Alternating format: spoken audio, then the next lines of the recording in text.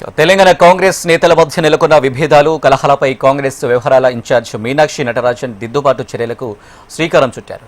Congress బలోపేతంపై party ప్రజాప్రతినిధులు ముఖ్య నాయకులతో ముఖాముఖి నిర్వహించిన మీనాక్షి నటరాజన్ ఇవాళ గాంధీభవన్లో డీసీసీ అధ్యక్షులతో 1-to-1 నిర్వహించనున్నారు.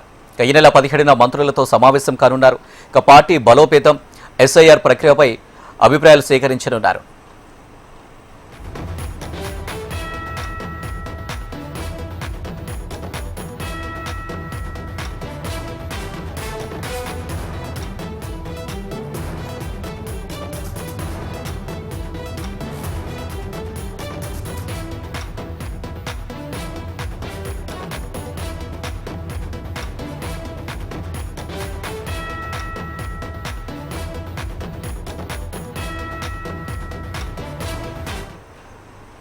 ఇటుగా తెలంగాణ కాంగ్రెస్ నేతల మధ్య నెలకొన్న విభేదాలు కలహాలపై కాంగ్రెస్ వ్యవహారాల ఇన్ఛార్జ్ మీనాక్షి నటరాజన్ దిద్దుబాటు చర్యలకైతే శ్రీకారం చుట్టింది. ఇక దీనికి సంబంధించి మరిన్ని డీటెయిల్స్ మా ప్రతినిధి ప్రేమ్ అందిస్తారు. ప్రేమ్,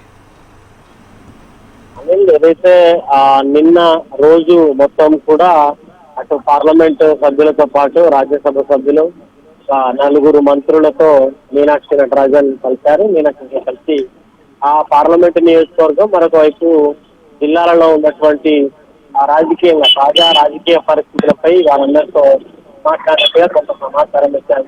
రెండవది సర్ ప్రక్రియకు సంబంధించి కూడా ఆయా పార్లమెంట్ నియోజకవర్గాల్లో జిల్లాల్లో ఎట్లా సర్ ప్రక్రియ సాగుతుందనే అంశంపై కూడా వారితో మాట్లాడినట్టుగా తెలుస్తుంది. దానికి సంబంధించి ఒక ఫామ్ కూడా వారికి ఇవ్వడం జరిగింది. సర్ ప్రక్రియకు సంబంధించినటువంటి ఫామ్, సర్ ప్రక్రియ ఎట్లా పోతుంది, దాంతో పాటు తాజా రాజకీయ పరిస్థితులు ఏమున్నాయి, మరొకటి పార్టీ ఇంకా బలోపేతం కావడం, మరొకసారి ఎన్నికల్లో గెలవాలంటే మీకు ఉన్నటువంటి ఆలోచన విధానం ఏముంది అనే దానిపై కూడా ఒక ఫామ్ ఇచ్చి నింపమని చెప్పినట్టుగా కూడా కొంత సమాచారం అయితే అందుతుంది. ఇక అదొక అంశం అయితే ప్రధానంగా ఈ రోజు డీసీసీలతో కూడా సర ప్రక్రియకు సంబంధించి ఆయా జిల్లాలలో నెలకొన్నటువంటి తాజా రాజకీయ పరిస్థితులపై కూడా వారితో మాట్లాడే అవకాశం తెలుస్తుంది. ఇక రేపు మంత్రులందరితో కూడా 1-to-1 కాబోతున్నారు. ఆ తర్వాత ఈ సీఎం, పిసిసి ఇన్ఛార్జ్ ముగ్గురు కూడా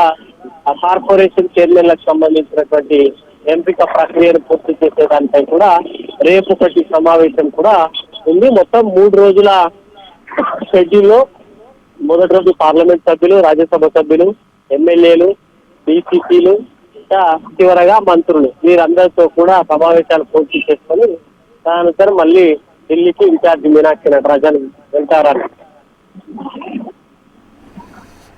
రైట్ ప్రేమ్, థ్యాంక్ యూ.